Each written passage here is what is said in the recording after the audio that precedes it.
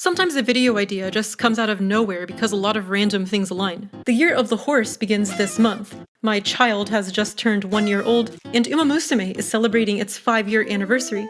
So today we're going to learn all about axis modulations and why they're the coolest way to change keys, all in the context of horse girl music, which strangely uses an axis mod in almost every song. I must admit, I actually haven't played much of Umamusume, as I've been avoiding gacha and gambling ever since the incident. Alright guys, I've spent the last of my life savings. We're rolling for Sycamore.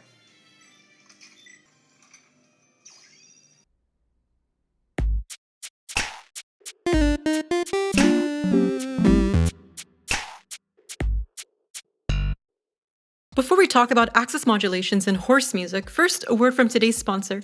This video is brought to you by Babbel. Babbel is one of the top language learning apps in the world. The app features curated courses from over 12 different languages, designed by hundreds of real language experts. Through Babbel, you'll learn practical, everyday words and phrases that will help you to become conversational in your language of choice in no time. In this month of February, I'm practicing self-love by learning Portuguese.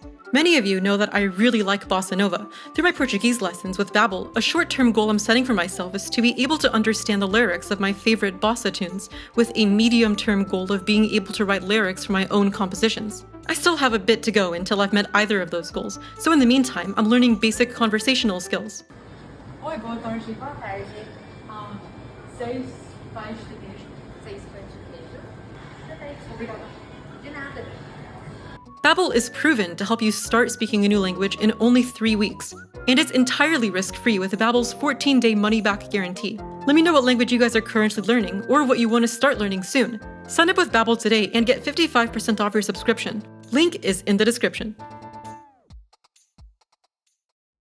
Alright, so what is an axis modulation? To understand that, we must first understand axis and modulation. Modulations are simply the means by which we change keys. For the purposes of this video, we'll focus on pivot modulations, key changes where there is a gradient between the two keys, a chord or series of chords that serves to transition us over smoothly.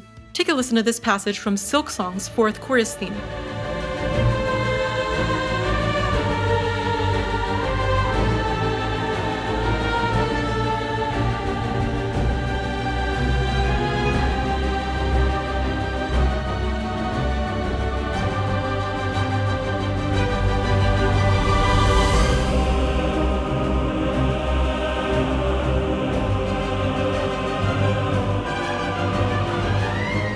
We start in G minor, but over the course of the next few measures, slowly meander our way over to C minor. The G, C minor, and D7 are all very standard in our key of G minor, but once we hit this G sus4, it becomes clear that we're modulating to C minor. But what's cool about this is that once we get to this point, we can retrospectively hear the previous chords as functioning in our new key as well. The pivot chords have function both forwards and backwards. Looking at the circle of fifths, we modulated 1 tick away counterclockwise, generally considered to be the kindest sort of modulation, and the most standard modulation you'll see in your theory textbooks. It's super common in practice, probably tied with modulations where we just move everything up a half step.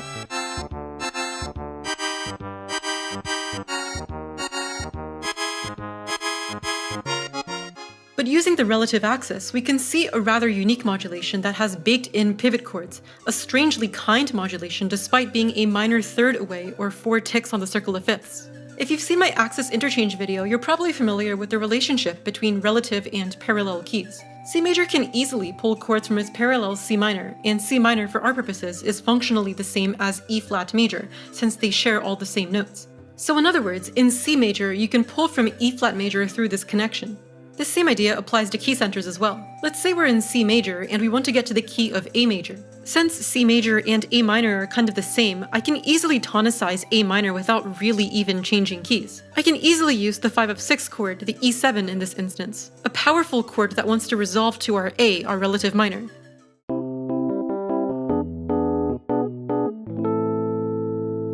But since E7 is also the expected dominant of A major, what if I just subvert the A minor and go directly into A major instead?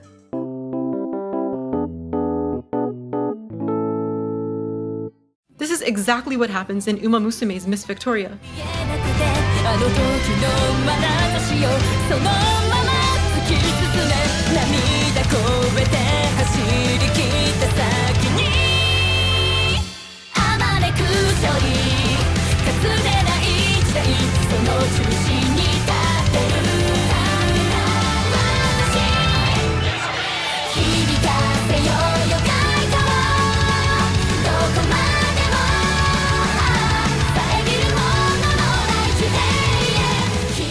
We're in C major, kind of bouncing around to a relative A minor throughout the pre-chorus. In this final climb, we hit this E7, which would otherwise want to resolve to A minor, but instead go to the much brighter A major and start ascending into heaven as this triumphant chorus takes off in our new key.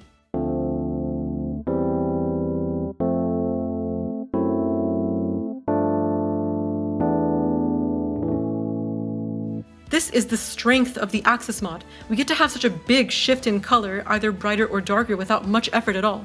I personally associate the Axis modulation with the Kirby soundtracks, which frequently modulate to the flat vertex to give a darker, more serious sound in the B section, much like the titular Kirby himself upon being depicted on North American box art. Full Metal Alchemist! Full Metal Alchemist. We can hear this kind of thing in the iconic Green Greens.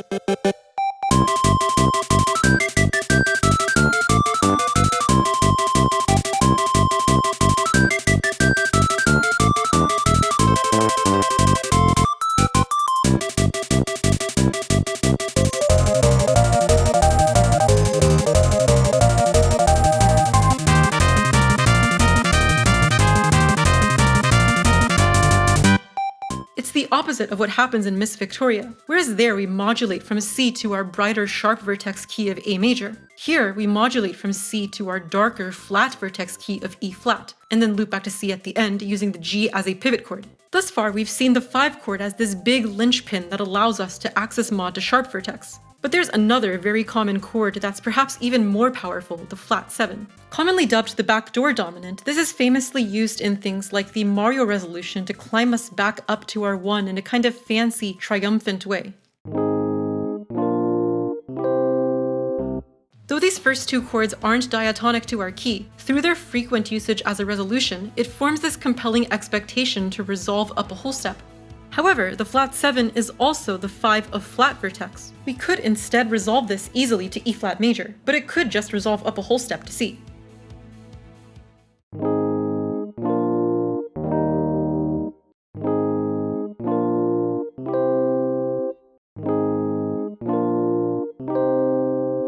This kind of Schrodinger's cat nature of this chord opens up some wild possibilities. We can briefly exist in both expectations and easily resolve to either, or even leverage that instability to modulate to our inverse vertex, the key a tritone away and mathematically furthest from our tonic.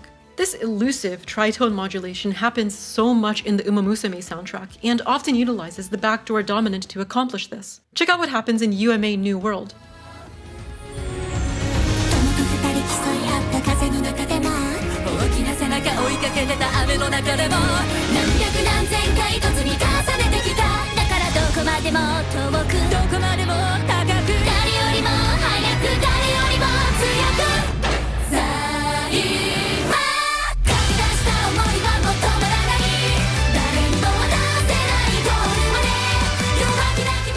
Much like Miss Victoria, the pre-chorus is primarily in one key, and climbs up to our new one. In this case, we have this interesting figure where our chords keep stepping up over the course of 4 bars. The first 4 chords are not super crazy, a diatonic climb, but here's where things get interesting. The following A and B are expected to be our flat 6 and flat 7. Because we haven't destabilized too much, we still want this to go back to our key of D flat major.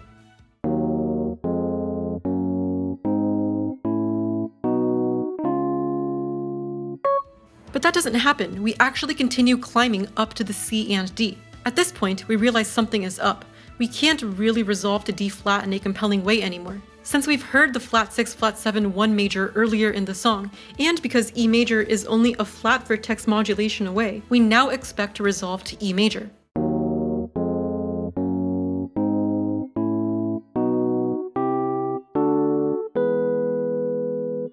But that still doesn't happen. The suspense hangs as we have these harmonically empty measures, which finally resolves us into E minor, the 6th of our new key of G major. Over the course of these 6 measures, we modulated an entire tritone away. But it's so unbelievably elegant. Now analyzing these chords backwards, we can see how the C and D are simply the 4 and 5 of G major. The previous A and B served as this bridge that took us into E major land, which as we can see is the perfect midpoint between G major and D flat major. We can literally see the gradient between the two keys in real time. I'll play this sequence again, but I'll show the tonalities that we're in, highlighting both vertices when we're in that Schrodinger's cat kind of space.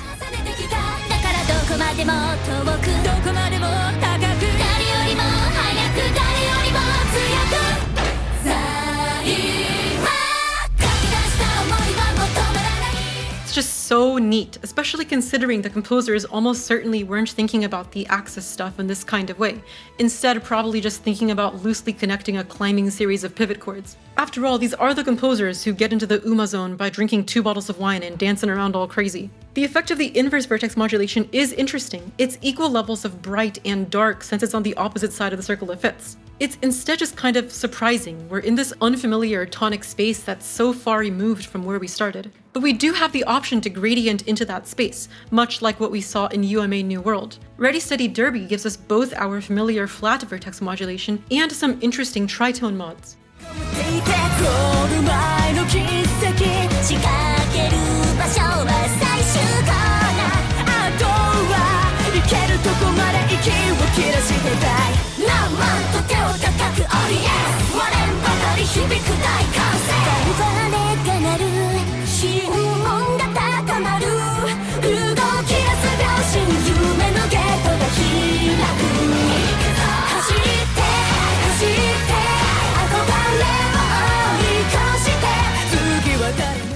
Pretty standard verse that uses the backdoor resolution to take us from F sharp major into our parallel F sharp minor-ish.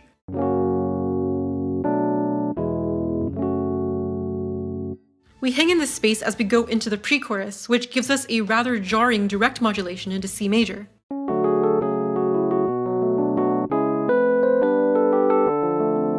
We've slowly moseyed our way on over from F sharp major to our inverse of C major, which lasts for a phrase or two until we get this figure.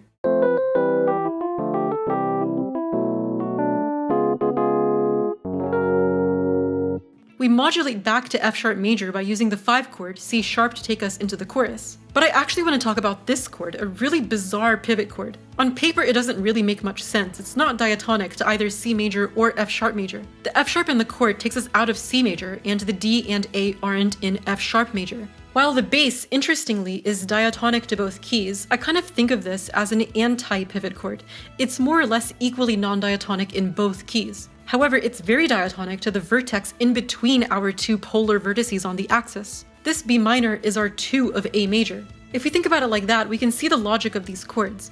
The C major is our tonic 1, the B minor is our subdominant 2 of sorts, half pivoting, and the C sharp is our dominant 5, serving to take us fully into F sharp.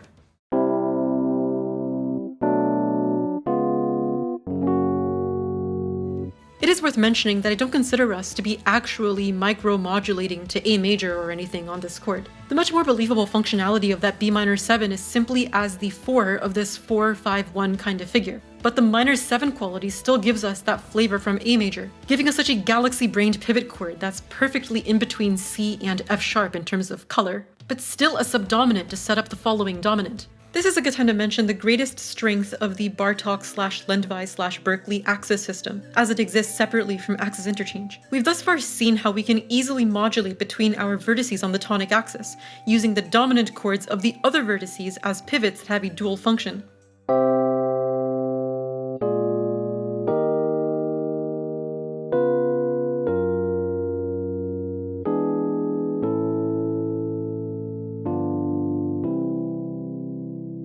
We can take the dominant chord of every vertex to create what we call the dominant axis. Bartok axis theory states that all of these chords have some sort of dominant function with any of our tonics on the tonic axis. And we can actually see this quite clearly. Looking at C major on the tonic axis, for instance, G from the dominant is just our simple 5 chord. B flat is our aforementioned flat 7, the backdoor dominant. D flat is our flat 2, our tritone sub or sub 5. And E is maybe the only mild outlier. There isn't much of a strong precedent for the 3 to resolve to the 1, but this is also our 5 of 6, the secondary dominant that resolves to a relative minor tonic, which would be A minor. Still, we can resolve our 3 to the 1 just for funsies.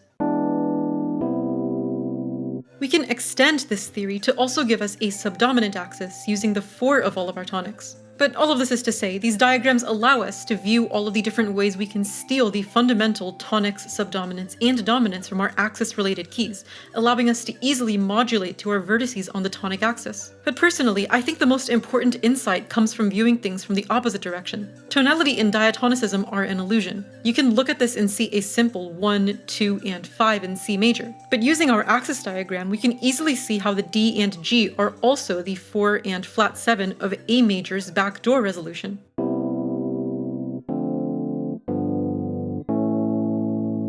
But they are also the flat 6 and sub 5 of G flat major's tritone sub.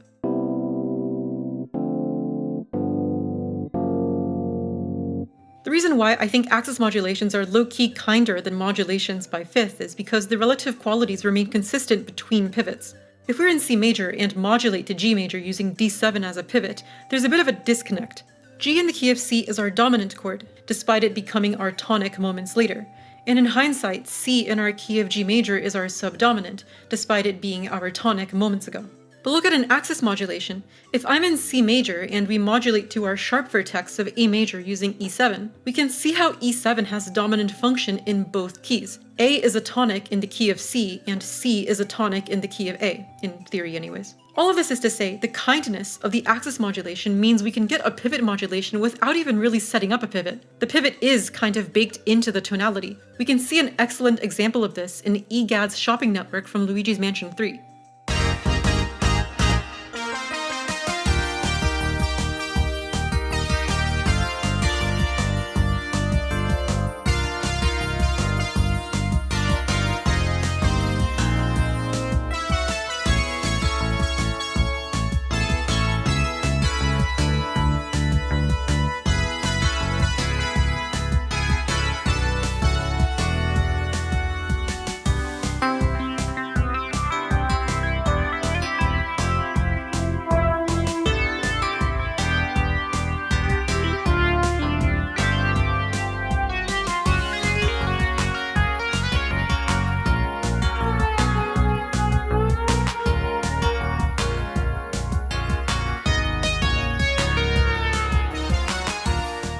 A hilariously harmonically complex tune for the Luigi's Mansion series. In this snippet, we modulate through the 4 tonics of the tonic axis. We start on E flat, then go to A, then C, and then G flat, and then loop back to the E flat. But every time we're modulating, we just hit our simple 5 chord, then subvert the resolution by going into the new key.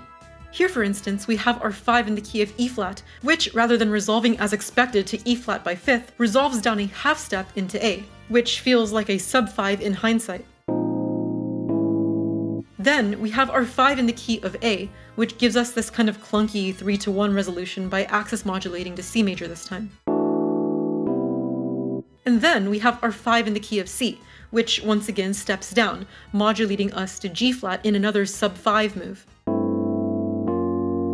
And then finally we have the 5 of G flat, which triumphantly steps up by whole step in a kind of backdoor resolution, taking us back home to E flat. Rather than an axis mod that takes us from pre-chorus to chorus like we see in Umamusume, the relatively frequent modulations within the form give us something more akin to a multitonic system, like giant steps, but that's a topic for another video. I'm not gonna lie, I kind of got distracted and forgot to talk about more Umamusume tunes, but I'm sure you guys won't hate me, right? What do you think, extremely intelligent horse of affirmation and agreement? Well, those are just some ways you can horse around and modulate by minor third or tritone. As always, there are so many other examples of axis modulation and other cool Umamusume tunes, so if you guys have any other fun ones, post them in the comments. Chances are they're mutually inclusive. After listening to so much horse music, I'm finally coming around to gacha games. Perhaps I'll start playing Umamusume. What do you think, horse of absolute disagreement?